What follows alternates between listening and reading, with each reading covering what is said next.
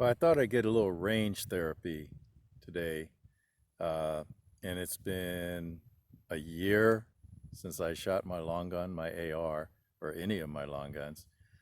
So I came out here today to see how the zero was doing and how my technique was doing and so forth. So this is what, after a year, not shooting, gun not shooting, looks like. So that's pretty much half-inch group at 50 yards. So I'm going to move it down to 100 yards and see what happens. Well, at 100 yards, and I was using a 1-dot come up on my Burris 332 because it's a fixed magnification. This is a 2-inch group, which I'm not happy with, but it's 100 yards. So I'm going to try to use just the dot. At least that'll drop things down into at least the bigger square. We'll see. Well, it came down to where I expected it to by putting the center dot back on the center of the target, which means it's really zeroed for 100 yards instead of 50 yards.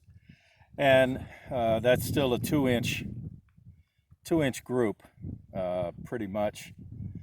And without a more precise scope, I don't think I could get any better than that, because the reticle pretty much covers all of that center orange square. So it's not hard. It's pretty hard to get it more centered than that.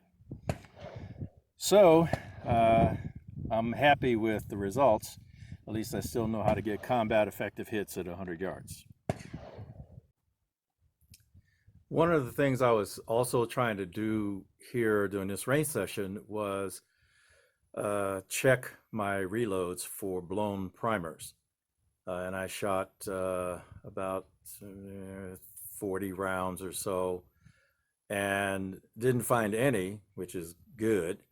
I mean, if I had more time, I'd probably shoot 100 or 200. But there was a time when I was getting like 1 in 6, which was a real pain in the butt. I was also trying to see if there was any change in my reloads in terms of consistency. And as I said a minute ago, unless I use an optic that has a finer